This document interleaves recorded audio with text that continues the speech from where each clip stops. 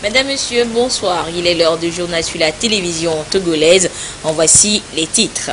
Évaluer la situation sécuritaire au Mali et dans la sous-région et surtout identifier les mesures qui peuvent être prises au niveau de la CEDEAO pour relever les défis auxquels sont confrontés les pays subsahariens. Tel est l'objectif de la conférence régionale ouverte hier à Bamako par le chef de l'État, Faure Sozimna Gnazingbe, président en exercice de la CEDEAO. Vous écouterez le discours du chef de l'État à l'ouverture de cette rencontre de haut niveau. Et puis la citoyenneté entrepreneuriale était au centre des échanges entre les jeunes entrepreneurs togolais. C'était cette semaine lors du rendez-vous mensuel du jeudi Jose. Également dans l'actualité ce dimanche, le sacre de l'AS Togo Port. Il a remporté donc la deuxième édition de la Super Coupe du Togo et c'était face à Semassi de Sokodé lors de la séance de tir au but. À découvrir également dans ce journal. Voilà pour les titres une fois encore. Bonsoir. Face à la menace terroriste, les États de la sous-région plaident pour une action concertée. Certains ont déjà payé un lourd tribut. C'est le cas du Mali, du Burkina Faso et de la Côte d'Ivoire. Le chef de l'État, Faure Sozimna Gnazingbe, président en exercice de la CEDEAO, a pris part hier à la conférence régionale sur la situation sécuritaire dans le Sahel et en Afrique de l'Ouest. D'abord, les images de son arrivée hier à Bamako, la capitale malienne. Il a été accueilli à sa descente d'avion par son homologue malien, Ibrahim Boubacar Keïta.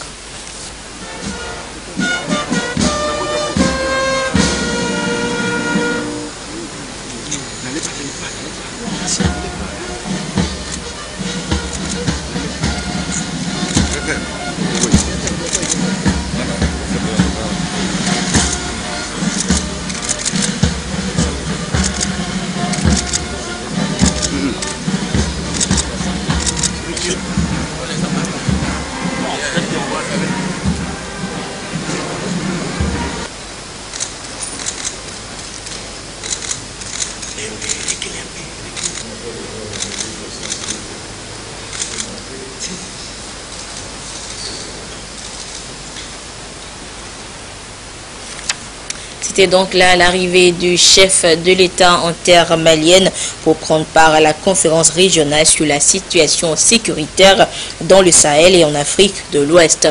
Et dans son intervention, le président en exercice de la conférence des chefs d'État et de gouvernement de la CEDEAO, le chef de l'État Faure Gnazingbe, a lancé un appel à, je cite, « faire moins de discours, à agir plus pour venir à bout du terrorisme et ramener définitivement la paix, non seulement au Mali, mais également partout où cette paix est menacée. » Fin de citation. Je vous propose à présent d'écouter le chef de l'État lors de son intervention à la conférence sous-régionale.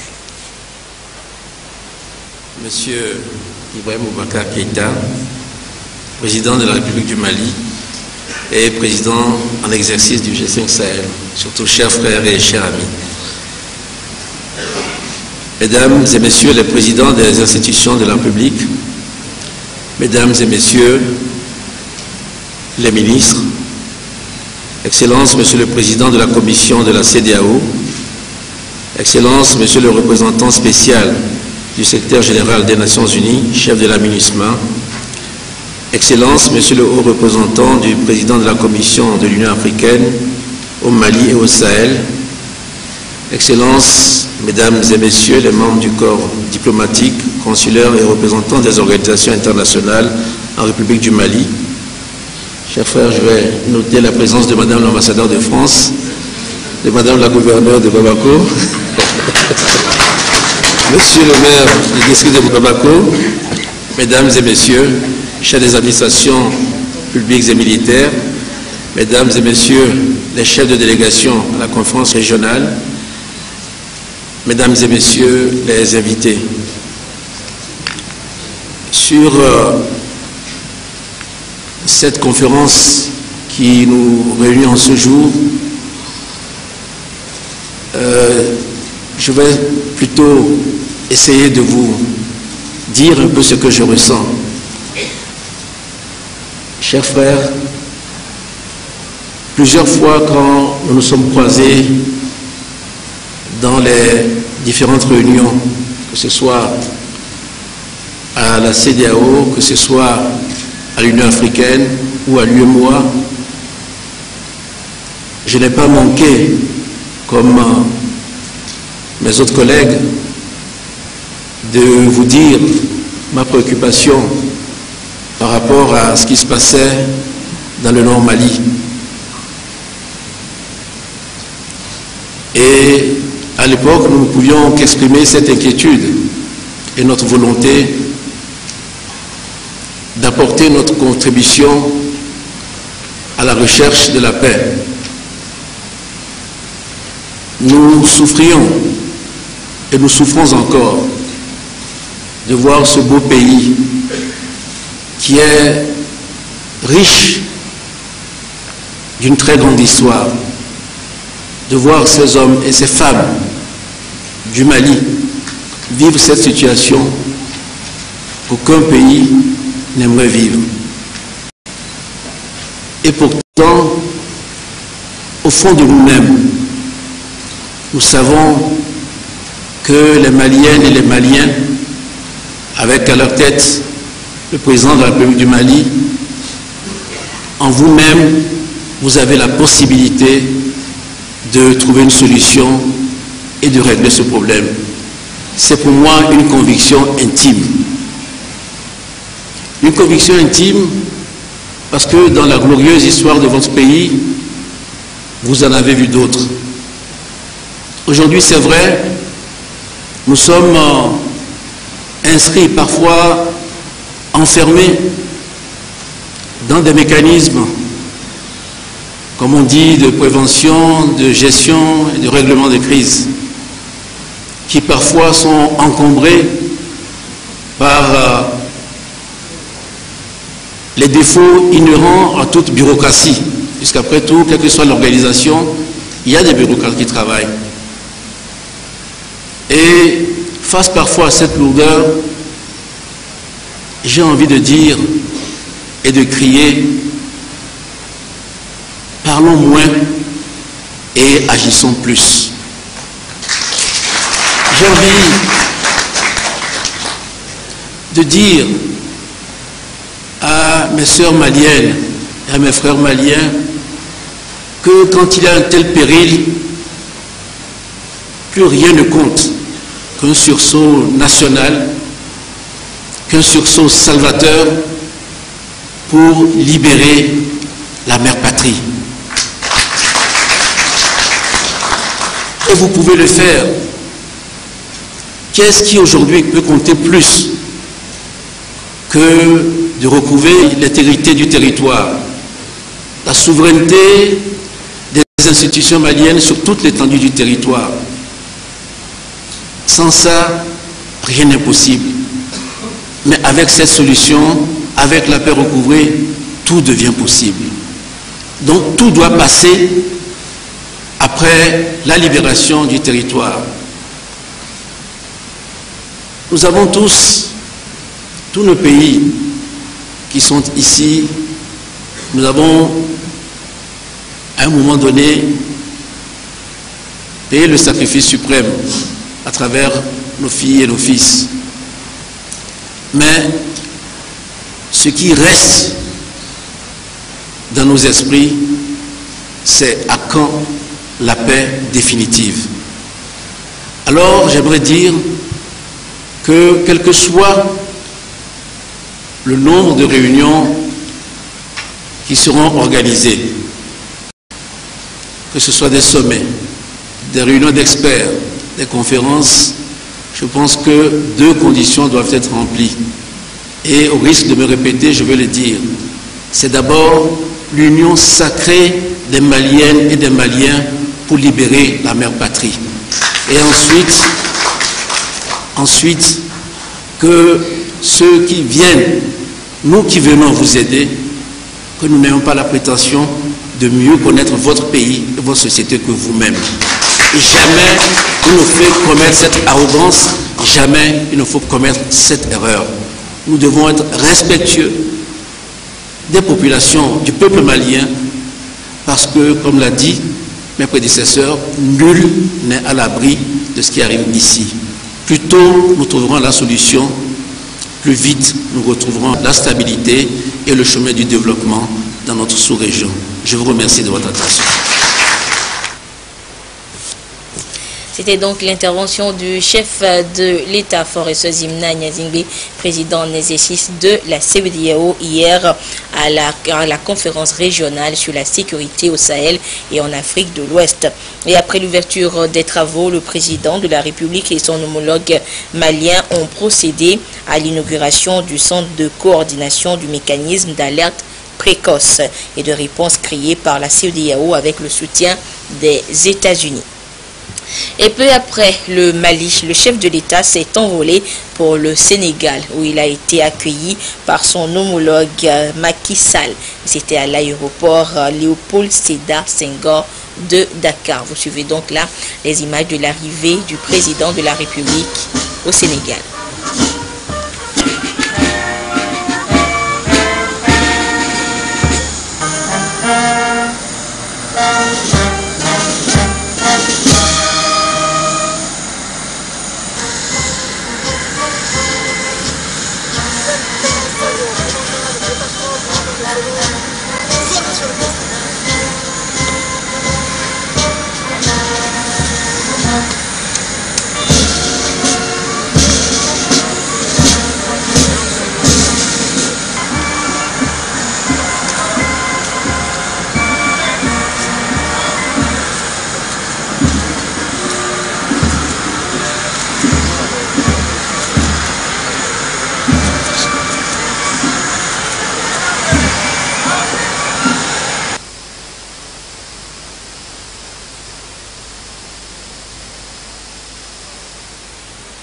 Cette visite donc du chef de l'État en terre sénégalaise est axée sur la coopération régionale. Et lors de leur entretien à la présidence sénégalaise, les deux chefs d'État ont échangé sur la nécessaire impulsion que doit donner la CEDEAO à l'intégration régionale, une organisation que dirige actuellement le président Faure Gnazingbe. Il était également question de la coopération bilatérale. Les deux présidents entendent stimuler les échanges économiques entre leurs deux pays. Et également au Sénégal, le chef de l'État Faure Sozimna Gnazingbe a rencontré son homologue burkinabé Roch Marc Kaboré. Faisant d'une pierre deux coups, le président en exercice de la CEDEAO a réitéré au président burkinabé son ambition de faire de l'intégration sous-régionale une réalité. Les présidents Gnazingbe et Kaboré ont également évoqué la coopération et le partenariat entre Lomé et Ouagadougou. Autre actualité, le 24e numéro du jeudi JOSE, organisé chaque deuxième jeudi du mois par le Fonds d'appui aux initiatives économiques des jeunes Fayèges, a eu lieu cette semaine à Lomé. Réussite entrepreneuriale, entrepreneuriat citoyen et identité commerciale d'une entreprise, c'est le thème sur lequel ont porté les échanges. Une manière d'amener les jeunes porteurs d'idées d'entreprise à aller vers des initiatives promotrices de valeurs civiques et citoyennes. Des précisions avec Samuel Degbé et Clarisse Aticlé. Près de 300 jeunes entrepreneurs issus de la région maritime ont pris part à ce 24e numéro de Jeudi JOSE organisé par le Fonds d'appui aux initiatives économiques des jeunes Fayèges. Les communications ont porté essentiellement sur la promotion de l'esprit citoyen auprès des jeunes dans les initiatives entrepreneuriales. Il était surtout question de partage d'expériences et les responsables des produits de marque Champizo, Slickbag et de Balcode se sont soumis à cet exercice. Autour de nous, il y a tellement de problèmes qu'on ne peut pas laisser aujourd'hui l'État seul venir résoudre tous nos problèmes. Mais nous, en tant que citoyens, nous pouvons contribuer à la résolution de ces problèmes en entreprenant, en osant tout simplement. Et le message que je veux partager avec les jeunes entrepreneurs se base sur la codification internationale de leurs produits, services et adresses. L'entreprise a une déclaration internationale. Là, elle peut commencer par participer au commerce international pour pouvoir sécuriser ses produits à l'international, lutter contre la contrefaçon et sécuriser le consommateur où qu'il soit dans le monde. La plateforme mensuelle d'échange Jeudi Jose a voulu surtout sensibiliser les jeunes sur les initiatives entrepreneuriales porteuses de mécanismes de protection de l'environnement et de l'assainissement, véhiculant des messages de citoyenneté. Le secrétaire général de la présidence de la République a salué cette initiative, preuve du dynamisme des jeunes et de leur mobilisation pour la promotion du secteur privé. Ce sont eux qui vont créer les entreprises qui, demain, vont être les champions et qui vont créer de l'emploi, et de l'emploi dans un climat et dans un Togo en développement, un Togo apaisé, un Togo qui va être source de richesse pour le bien de tous les Togolais. Je leur ai fait remarquer que quand ils sont sur un marché, il faut qu'ils connaissent bien le marché et qu'ils connaissent bien le client. Il n'y a jamais de marché vierge. Donc s'ils sont sur un marché, il faut savoir quelles sont les attentes du client, qui est le client, s'ils ont déjà des produits, comment ils peuvent l'améliorer. Et un produit n'est jamais fini. Nous avons vu l'initiative de Civic Bag, nous avons vu l'initiative de Barcode, nous sommes en train d'entendre monsieur le producteur de Champizo. Voilà des initiatives d'envergure, mais qui peuvent toutes bénéficier de l'expérience des voisins, d'une meilleure connaissance du marché. L'autre conseil que nous leur avons donné, c'est de protéger leurs produits.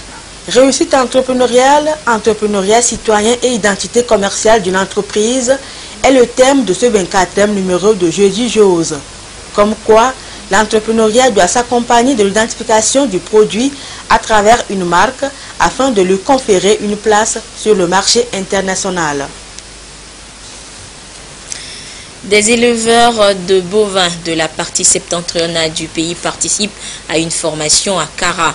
Elle fait partie intégrante du projet Appui à la promotion de la production laitière bovine par l'insémination artificielle. Projet dont l'intérêt est de permettre à notre pays, le Togo, d'être moins dépendant des autres pays en matière de produits carnés et laitiers. Des précisions avec la correspondance de Nestor. Bonjour. De fortes dépenses sont faites chaque année au Togo pour couvrir les besoins en produits carnés et laitiers. En 2010, par exemple, les importations de viande et abats ont coûté en devises près de 5 milliards de francs CFA. La même année, les importations de lait et produits dérivés sont chiffrées à 4 milliards 600 millions de francs. Le gouvernement a envisagé à travers le programme national d'investissement agricole et de sécurité alimentaire de réduire la dépendance du Togo en ce qui concerne les produits carnés et laitiers en améliorant la productivité des effectifs bovins par le biais de l'amélioration de la race, des conditions d'élevage, de même qu'un meilleur contrôle de la qualité de ces produits tout au long de la chaîne de production, de collecte, de transformation et de distribution. Ainsi, il a été élaboré le projet promotion de la production laitière bovine par l'insémination artificielle au Togo, projet approuvé par l'AIEA, Agence internationale de l'énergie atomique. Pour la mise en œuvre de ce projet sur le terrain, le Togo a sollicité l'appui financier du Fonds des Nations Unies pour l'alimentation. C'est la FAO qui a organisé cette formation à l'égard des éleveurs des régions centrales, Kara et Savane, impliqués dans le projet. En quoi va consister donc les activités sur le terrain? C'est d'abord d'explorer tout le pays pour voir l'état de l'élevage bovin, ce qui a été déjà fait. C'est de voir ces élevages bovins-là, lesquels répondent au minimum de critères pour être sélectionnés comme élevage pilote, ce qui a effectivement été fait également. Et donc ces élevages-là qui répondent aux critères minimums sont retenus pour les aider à harmoniser leur technique d'élevage et puis à respecter les conditions nécessaires pour donc pouvoir suivre ce programme d'insémination artificielle. Une première session a eu lieu à Kpalimé et a concerné les éleveurs identifiés dans les régions plateaux et maritimes. Politique intérieure à présent avec cette rencontre d'échange entre les cadres du parti UNIR, Union pour la République, section Kéran, et les responsables locaux. La rencontre a essentiellement porté sur la situation sociopolitique du pays. Nestor Mozo. Point Foucault Cantonou, responsable des comités de base des mouvements d'appui de UNIR dans la Kiran, personne ressource. Ce sont ces groupes cibles que la coordination préfectorale, les cadres et les députés du parti ont rencontrés à Kanté. les manifestations de l'opposition à travers le pays, les réformes que cette opposition réclame, le projet de loi introduit à l'Assemblée nationale par le gouvernement relatif aux réformes constitutionnelles, le prochain congrès du parti. Tels sont les points à l'ordre du jour de la rencontre. Le parti uni veut bien les réformes et ce n'est pas aujourd'hui. C'est plutôt les autres qui ne veulent pas. Ils veulent imposer leur volonté. Le vote à l'Assemblée le 19 septembre dernier a obtenu les 2/3 et du coup nous sommes donc conviés à aller au référendum pour obtenir l'avis de la population. L'intérêt, c'est de leur donner l'information, qu'ils sachent pourquoi on doit aller au référendum. Les dates prévues pour le congrès du parti, c'est les 28, 29, 30 prochains. Alors nous sommes venus dire à nos militants d'être prêts. On a un bureau du point focal préfectoral qui donc va se charger de constituer la délégation qui doit aller à ce congrès. C'est avec intérêt que les responsables à la base du parti UNIR ont suivi les orateurs. Ils n'ont pas manqué de donner leur point de vue. Au-delà, ils s'engagent à porter les informations reçues à la base. La Constitution de 92 n'était pas totalement parfaite. Elle avait aussi ses imperfections qu'il fallait revoir. Maintenant, il y a eu une innovation qui concerne la limitation des mandats des députés, qu'on peut ajouter à la Constitution de 92, qui est parfaite, qui permet d'ouvrir les mandats aux jeunes qui sont là. Comme les cadres, nos cadres de l'Acquérant sont venus nous éclaircir. Nous aussi, on saura aussi comment éclaircir nos militants de la base aussi, de l'Acquérant. Surtout, nous avons eu vraiment d'amples informations. Sinon, tout ce qui s'est passé, on était dans le bleu. Ils nous demandent d'être vigilants, d'être sereins et de nous mobiliser en attendant le référendum à venir. Donc, ils nous ont prodigué de sages conseils. La coordination, les cadres et les députés UNIR Kéran ont invité les militants à la base à continuer par cultiver l'esprit de tolérance, de fraternité, afin de consolider la paix et la cohésion sociale. Idéaux chers au parti Union pour la République. La croissance économique en Afrique subsaharienne reste modeste au deuxième trimestre de cette année 2017. Elle tablait sur une progression de 2,6%. C'est ce qu'a indiqué le nouveau rapport d'Africa's Pulse de la Banque mondiale. Africa's Pulse recommande aux pays africains de revoir la qualité de leurs investissements et de renforcer non seulement les compétences des générations à venir, mais aussi celles de la main-d'œuvre actuelle. Les précisions avec Carmen Madji Akapo. Selon le nouveau rapport d'Africa Pulse de la Banque mondiale, au deuxième trimestre de cette année, les deux principales locomotives du continent, notamment l'Afrique du Sud et le Nigeria, ont renoué avec la croissance après respectivement 2 et 5 mois de performance négative, entraînant dans leur sillage la croissance régionale. Par ailleurs, l'amélioration de la conjoncture internationale à la faveur notamment de la hausse des cours des produits issus des industries extractives et du retour des flux de capitaux a contribué à ce relèvement. Malgré des perspectives positives, selon le rapport, ces résultats sont insuffisants pour accroître le revenu par habitant en 2017. De plus, la région connaît une reprise à plusieurs vitesses. Dans les économies les moins tributaires des matières premières comme l'Éthiopie et le Sénégal, la croissance est restée globalement stable, toujours soutenue par les investissements dans les infrastructures et une meilleure productivité agricole. Les pays exportateurs des métaux profitent du redressement des cours internationaux sur fond de rebond de la production minière et des investissements. L'inflation globale a marqué le pas dans la région en 2017.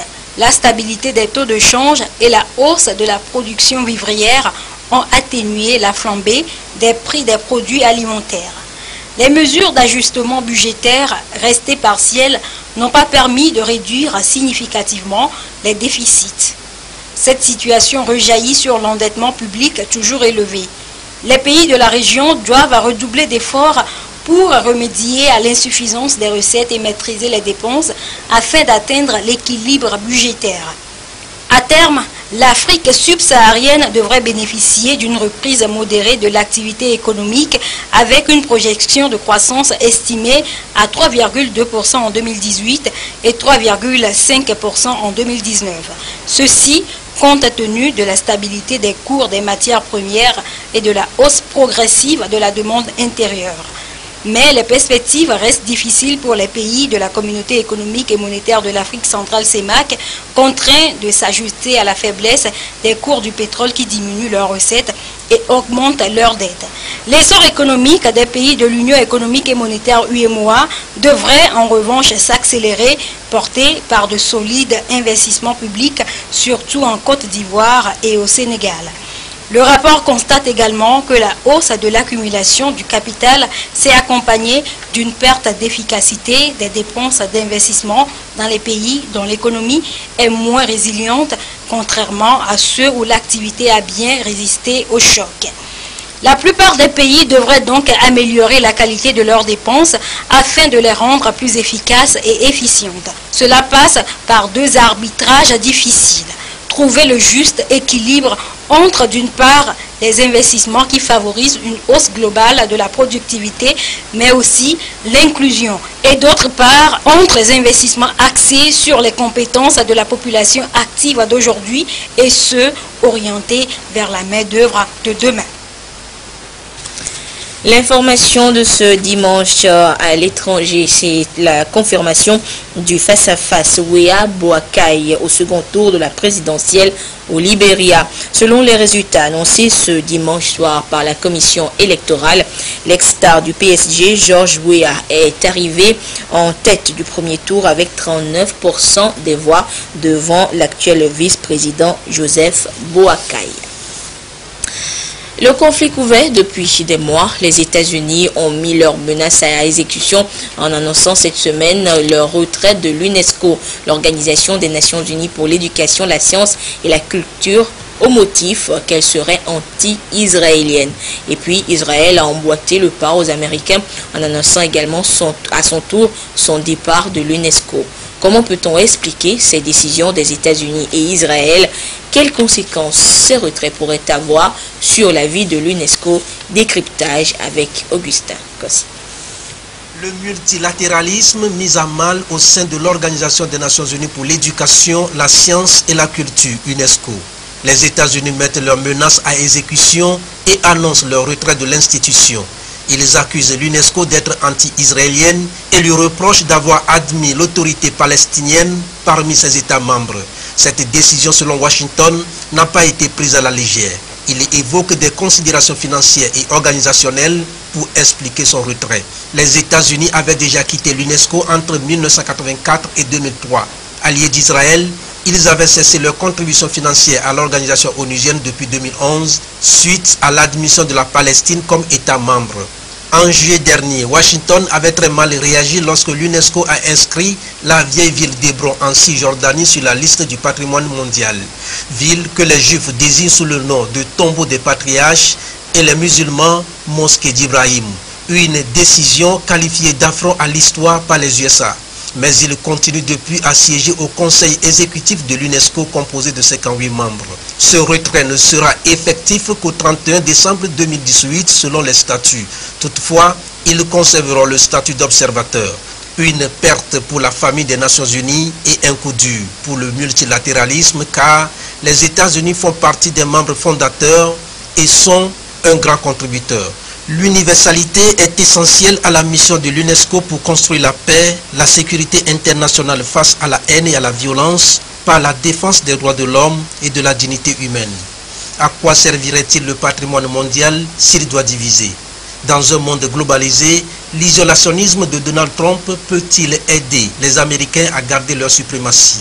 Selon le département d'État américain, un statut d'observateur permettrait d'apporter la vision et l'expertise américaine sur certains dossiers importants, notamment la protection du patrimoine mondial, la défense de la liberté de la presse et la promotion des sciences et de l'éducation. Mais comment y arriver si à chaque fois le pays se retire des accords d'intérêt commun?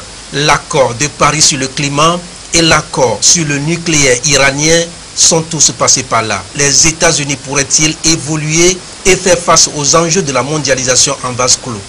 L'institution onusienne regrette amèrement cette décision. Israël, défendu par les États-Unis, a salué cette décision et annonce à son tour son retrait de l'UNESCO. La France, quant à elle, déclare regretter la décision des États-Unis. Pour le pays, l'UNESCO a plus que jamais besoin d'un projet dans lequel tous les membres puissent se retrouver. La France saura-t-elle faire ce consensus? Son ancienne ministre de la Culture, Audrey Azoulay, élue à la présidente de l'institution onusienne ce vendredi, va-t-elle incarner cette idéologie? L'enjeu est plus que manifeste aujourd'hui, au moment où la montée de l'extrémisme violent et du terrorisme appelle à forger de nouvelles réponses à long terme pour la paix et la sécurité dans le monde. Retour en page nationale avec l'actualité sportive de ce dimanche qui est marquée par le sacre de l'AS Togo Port qui a remporté cet après-midi le trophée de la deuxième édition de la Super Coupe du Togo. Le club des portuaires de Lomé est venu à bout de Semassi de Sokodé par 4 tirs à 3, temps réglementaire, 2 buts partout. Le résumé de cette finale avec Jean Kofi et Dédi. À l'épreuve des tirs au but que l'AS Togo Port a pu décrocher le trophée de la Super Coupe. Face à Semassi de Sokoré, les portuaires n'ont pas eu la tâche facile. Ils ont été rattrapés à chaque fois par les guerriers de Tchaoudjo, prêts à rééditer l'exploit. Togo Port a trouvé le chemin des filets dès la 5e minute de jeu par Olendekisimbo Abel. 4 minutes après, Denou-Koko obtient l'égalisation. Mais les Blancs sont parvenus à créer l'écart 2-1 à la pause grâce à Urosama Hakim. Un avantage conservé en deuxième période jusque dans les arrêts de jeu où Semassi égalise par l'entremise de Abdou Razak Koulibaly. À 2 buts partout, l'AS Togo Port plus réaliste transforme 4 tirs contre 3 et remporte ainsi la Super Coupe qui annonce la nouvelle saison sportive 2017-2018. Voilà, donc c'est sur cette joie des joueurs de l'AS Togo Port que se referme cette émission. Merci de votre fidélité à la télévision togolaise. Adolphe Paka vous retrouve à 22h30 pour la dernière édition du journal. Au revoir.